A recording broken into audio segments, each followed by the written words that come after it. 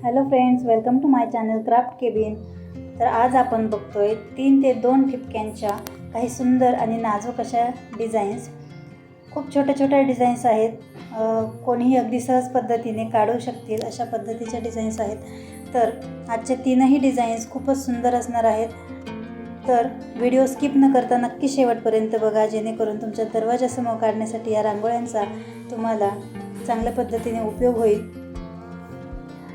तरी ते 3 ते 2 ठिपके मी सुरुवातीला दिलेत आणि त्यानंतर 3 साईडला या पद्धतीने पाकळ्या काढल्यात। हार्ट शेप सारख्या दिसत आहेत त्या पाकळ्या। अशा पद्धतीने साईडला 2-2 तुरे काढून त्यावर मी छोटी छोटी फुलं काढली आहेत आणि मधल्या मोठ्या पाकळ्यांमध्ये पिंक कलरने स्ट्रोक दिलेत। त्या स्ट्रोकवरच येलो कलरचे मी छोटे छोटे डॉट्स दिलेत। तर इथे अशा पद्धतीने आपली ही सुंदर आणि सुबक अशी डिझाईन तयार झालेली आहे। तर ही डिझाईन तुम्हाला आवडली का? आवडली असेल तर नक्की तुमच्या दरवाजासमोर ट्राय करा आणि कमेंट करून सांगा। तर चला सुरू करूयात आजच्या दुसऱ्या डिझाईनला। दुसऱ्या डिझाईनसाठीही मी 3 ते 2 ठिपके मांडून घेतलेत। त्यानंतर 3 साईडला डायमंड शेप काढलेत। सोप्या भाषेत सांगायचं झालं तर शंकरपाळीचे जे आकार असतो तो मी इथे 3 साईडला काढून घेतला आहे। मध्ये एक सिम्पली लाईन मारून त्याच्यावर मी डॉट्स देऊन एका झाकणाच्या मदतीने ते प्रेस करून असे राऊंड बनवलेत। त्याच्यावर मी गुलाबाची फुलं बनवली आहेत। ती कशी बनवली तिथे झूम करून दाखवलं आहे मी। सिम्पली साईडने आधी 2 स्ट्रोक करून मध्ये आपण केंद्रवर्धनी काढतो तशा पद्धतीने काढलं आहे। इथे चेक्स काढलेत।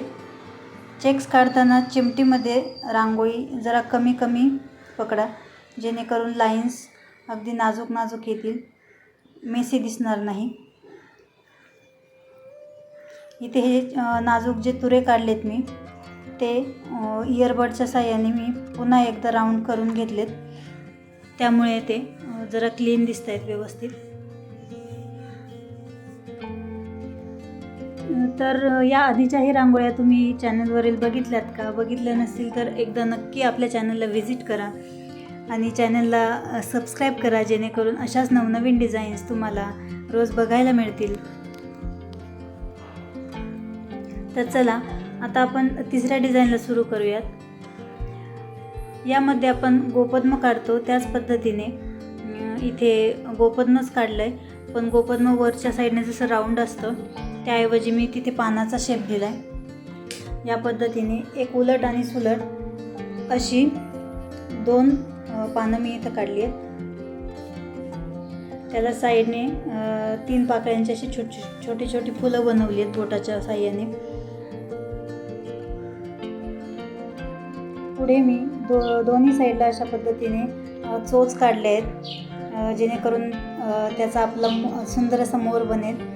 या पद्धतीने चोच काढली आहे आणि त्याचा आपला सुंदर असा मोर तयार झाला आहे। नंतरचा काही भाग चुकून माझ्याकडून शूट झालेला नाही आहे। तर या पद्धतीने आपली पुढची सुंदर डिझाईन तयार झाली आहे।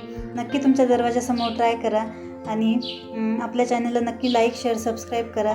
भेटूयात पुढच्या नवीन व्हिडिओमध्ये नवीन रांगोळीसोबत। थँक्यू।